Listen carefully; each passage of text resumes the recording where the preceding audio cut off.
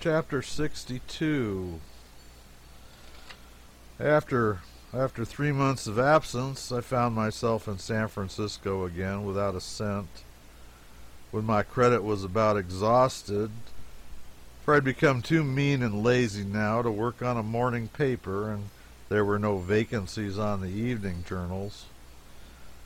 I was created San Francisco correspondent of the Enterprise, and at the end of 5 months I was out of debt, but my interest in my work was gone, for my correspondence being a daily one without rest or respite. I got unspeakably tired of it. I wanted another change. The vagabond instinct was strong upon me. Fortune favored, and I got a new berth, and a delightful one. It was to go down to the Sandwich Islands and write some letters for the Sacramento Union, an excellent journal and liberal with employees. We sailed in the propeller Ajax in the middle of winter. The almanac called it winter, distinctly enough, but the weather was a compromise between spring and summer. 6 days out of port, it became summer altogether. We had some 30 passengers, among them a cheerful soul by the name of Williams, and 3 sea-worn old whale ship captains going down to join their vessels. These later played euchre in the smoking room day and night, drank astonishing quantities of raw whiskey without being in the least affected by it, and were the happiest people I think I ever saw. And then there was the old Admiral, a retired whaleman.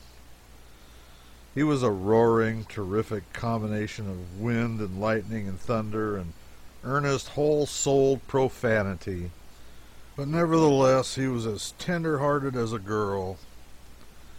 He was a raving, deafening, devastating typhoon laying waste the cowering seas, but with an unvexed refuge in the center where all comers were safe and at rest.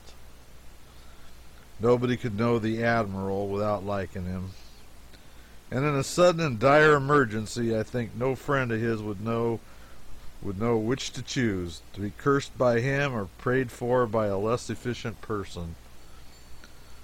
His title of Admiral was more strictly official than ever worn by a naval officer, before or since, perhaps, but it was a voluntary offering of a whole nation, and came direct from the people themselves without any intermediate red tape, the people of the Sandwich Islands. It was a title that came to him freighted with affection and honor and appreciation of his unpretending merit, and in testimony to the genuineness of the title, it was publicly ordained that an exclusive flag should be devised for him and solely used to welcome his coming and wave him Godspeed in his going. From that time forth, whenever his ship was signaled in the offing, or he catted his anchor and stood out to sea, that ensign streamed from the royal halyards on the Parliament House, and the nation lifted their hats to it with spontaneous accord. Yet he had never fired a gun or fought a battle in his life. When I knew him on board the Ajax, he was 72 years old and had plowed the salt water 61 of them. For 16 years he'd gone in and out of the harbor of Honolulu in command of a whale ship, and for 16 more he'd been captain of a San Francisco Sandwich Island passenger packet, and had never had an accident or lost a vessel. The simple natives knew him for a friend who never failed them and regarded him as children regard a father. It was a dangerous thing to oppress them when the roaring Admiral was around. 2 years before I knew the Admiral, he had retired from the sea on a competence and had sworn a colossal 9-jointed oath that he would never go within smelling distance of the salt water again as long as he lived, and he has conscientiously kept it. That is to say, he considered he had kept it, and it would have been more than dangerous to suggest to him, even in the gentlest way, that making 11 long sea voyages as a passenger during the 2 years that transpired since he retired was only keeping the general spirit of it and not the strict letter. The Admiral knew only one narrow line of conduct to pursue in any and all cases where there was a fight, and that was to shoulder his way straight in without an inquiry as to the rights or the merits of it, and take the part of the weaker side. And this was the reason why he was always sure to be present at the trial of a universally execrated criminal, to oppress and intimidate the jury with a vindictive pantomime of what he would do to them if he ever caught them out of the box.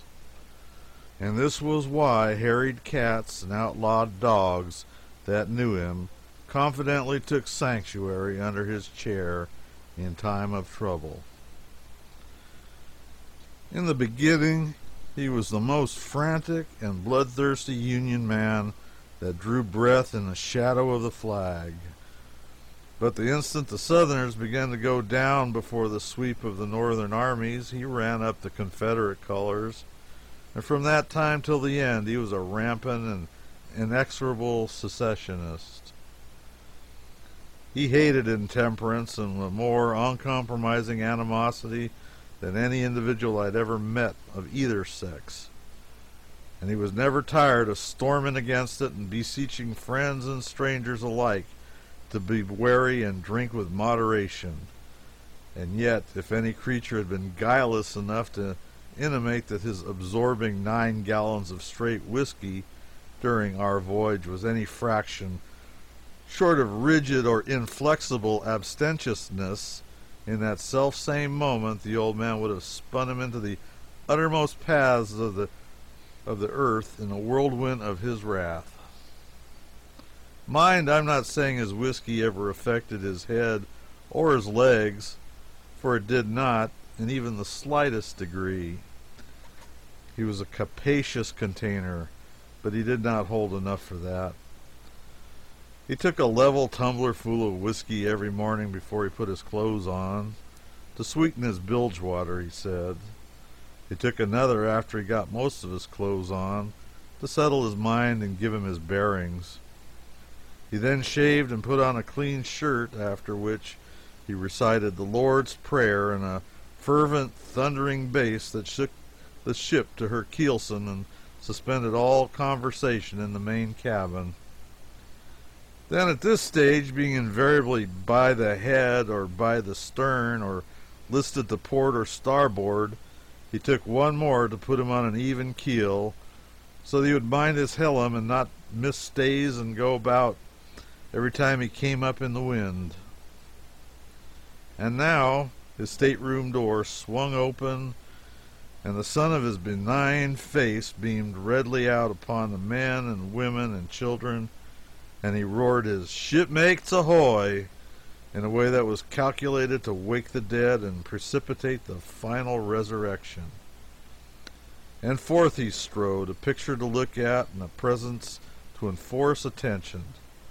Stalwart and portly, not a gray hair, broad-brimmed slouch hat, semi-sailor toggery of blue navy flannel, roomy and ample, a stately expanse of shirt front and a liberal amount of black silk neckcloth tied around with a sailor knot, large chain and imposing seals impending upon his fob, awe-inspiring feet and a hand like the hand of Providence, as his whaling brethren expressed it, wristbands and sleeves pushed back halfway to his elbow out of respect for the warm weather, exposing hairy arms gaudy with red and blue anchors, ships and goddesses of liberty tattooed in Indian ink. But these details were only secondary matters. His face was the lodestone that chained the eye. It was a sultry disk glowing determinedly out of a weather-beaten mask of mahogany, studded with warts, seamed with scars, blazed all over with unfailing fresh slips of the razor, and with cheery eyes under shaggy brows, contemplating the world from over the back of a gnarled crag of a nose that loomed vast and lonely out of an undulating immensity that spread away from its foundations. At his heels frisked the darling of his bachelor estate, his terrier Fan, a creature no larger than a squirrel. The main part of his daily life was occupied in looking after Fan in a motherly way and doctoring her for 100 ailments which existed only in his imagination. Well, the Admiral seldom read newspapers, and when he did, he never believed anything they said. He read nothing and believed in nothing but the Old Guard, a secessionist periodical published in New York. He carried a dozen copies of it with him always and referred to them for all required information. If it was not there, he supplied it himself out of a bountiful fancy, inventing history, names, dates, and everything else necessary to make his point good in an argument. Consequently, he was a formidable antagonist in a dispute. Whenever he swung clear of the record and began to create history, the enemy was helpless and had to surrender. Indeed, the enemy could not keep from betraying some little spark of indignation at his manufactured history, and when it came to indignation, that was the Admiral's very best hold. He was always ready for a political argument. Nobody started one, he'd do it himself. With his third retort, his temper would begin to rise, and within 5 minutes he would be blowing a gale, and within 15 his smoking room audience would be utterly stormed away, and the old man left solitary and alone, banging the table with his fist, kicking the chairs, and roaring a hurricane of profanity. It got so after a while that whenever the Admiral approached with politics in his eye, the passengers would drop out with quiet accord, afraid to meet him, and he would camp on a deserted field. But he found his match at last, and before a full company. At one time or another, everybody had entered lists against him and been routed except the quiet passenger Williams. He had never been able to get an expression of opinion out of him in politics. But now, just as the Admiral drew near the door and the company were about to slip out, Williams said, "Admiral, are you certain about the circumstances concerning the clergyman you mentioned in the other day?" referring to a piece of the Admiral's manufactured history. Everyone was amazed at the man's rashness. The idea of deliberately inviting annihilation was a thing incomprehensible. The retreat came to a halt. Then everybody sat down wondering, to await the upshot of it. The Admiral himself was as surprised as anyone. He paused in the door with his red handkerchief half raised to his sweating face and contemplated the daring reptile in the corner. "Certain of it? Am I certain of it? Do you think I've been lying about it? What do you take me for? Anybody that don't know that circumstance don't know anything. A child ought to know it. Read up your history. Read it up. Don't come asking a man if he's certain about a bit of ABC stuff that the very southern niggers know all about." Here the Admiral's fires began to wax hot, and the atmosphere thickened, and the coming earthquake rumbled. He began to thunder and lightning. Within 3 minutes his volcano was in full eruption, and he was discharging flames and ashes of indignation and belching black volumes of foul history aloft and vomiting red-hot torrents of profanity from his crater. Meantime, William sat silent and apparently deeply and earnestly interested in what the old man was saying. By and by, when the lull came, he said in a most deferential way, and with the gratified air of a man who has had a mystery cleared up, which had been puzzling him uncomfortably, "Now I understand. I always thought I knew that piece of history well enough, but I was still afraid to trust it, because There was not that convincing particularity about it that one likes to have in history. But when you mentioned every name the other day, and every date and every little circumstance in their just order and sequence, I said to myself, this sounds something like. This is history. This is putting it in a shape that gives a man confidence. And I said to myself afterward, I will just ask the Admiral if he is perfectly certain about the details, and if he is, I will come out and thank him for clearing this matter up for me. And that is what I want to do now, for until you set that matter right, it was nothing but just a confusion in my mind, without head or tail to it. Nobody ever saw the Admiral look so mollified before, and so pleased. Nobody had ever received his bogus history as gospel before. Its genuineness has always been called into question, either by words or looks, but here was a man that not only swallowed it all down, but was grateful for the dose. He was taken aback. He hardly knew what to say. Even his profanity failed him. Now Williams continued modestly and earnestly, But, Admiral, in saying that this was the first stone throw, and that this precipitated the war, you have overlooked a circumstance which you are perfectly familiar with, but which has escaped your memory. Now I grant you that you have stated it correct in every detail, to wit, that on the 16th of October, 1860, two Massachusetts clergymen named Waite and Granger went in disguise to the house of John Moody in Rockport at dead of night and dragged forth two Southern women and their two little children, and after tarring and feathering them, conveyed them to Boston and burned them alive in the State House Square. And also I grant your proposition that this deed is what led to the secession of South Carolina on the 20th of December following. Very well. Well, here the company were pleasantly surprised to hear Williams proceed to come back at the Admiral with his own invincible weapon.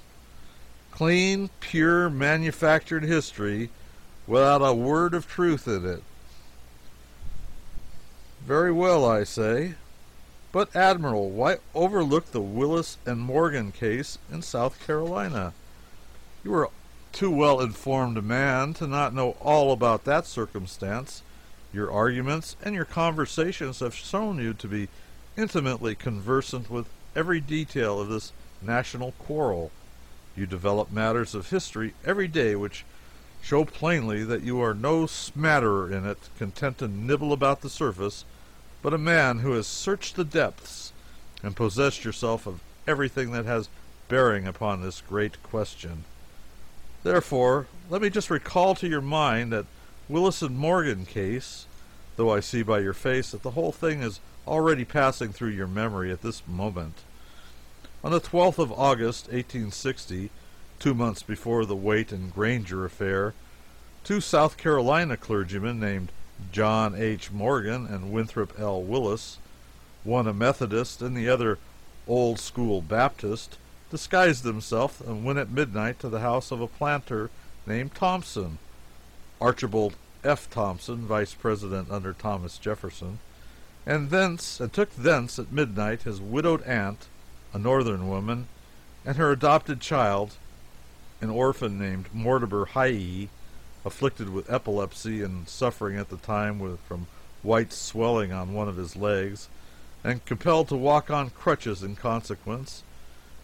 And the two ministers, in spite of the pleadings of the victims, dragged them to the bush, tarred and feathered them, and afterward burned them at the stake in the city of Charleston.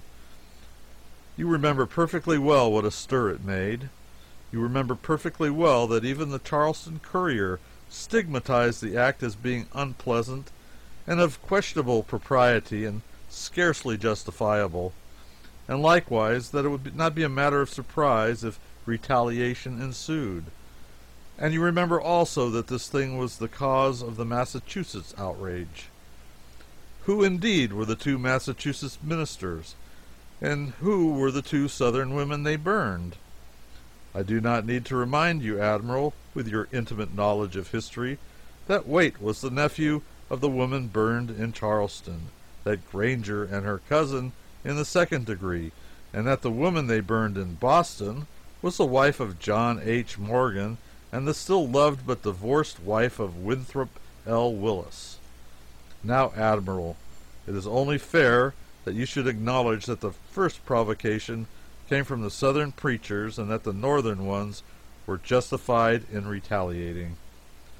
In your arguments, you have never shown the least disposition to withhold a just verdict or be anyways unfair when your authoritative history condemned your position, and therefore I have no hesitation in asking you to take the original blame from the Massachusetts ministers in this matter and transfer it to the South Carolina clergymen where it justly belongs.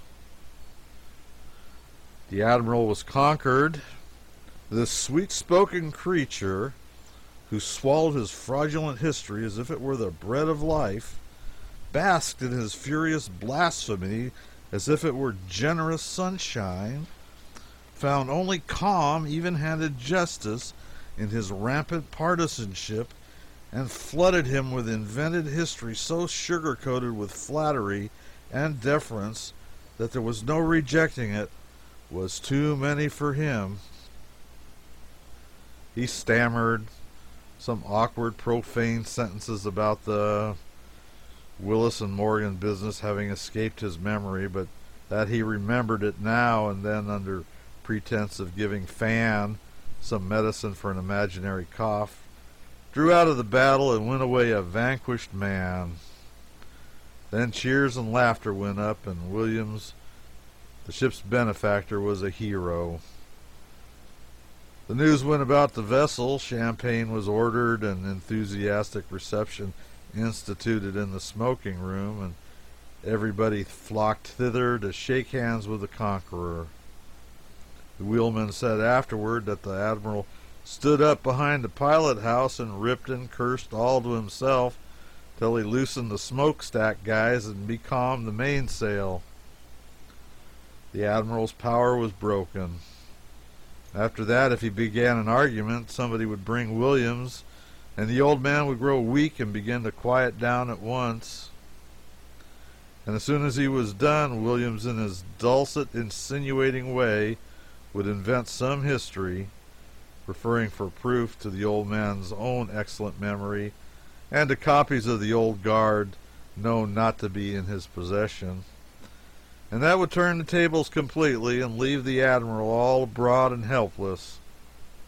By and by he came to so dread Williams and his gilded tongue that he would stop talking when he saw him approach, and finally ceased to mention politics altogether. And from that time forward there was entire peace and serenity in the ship.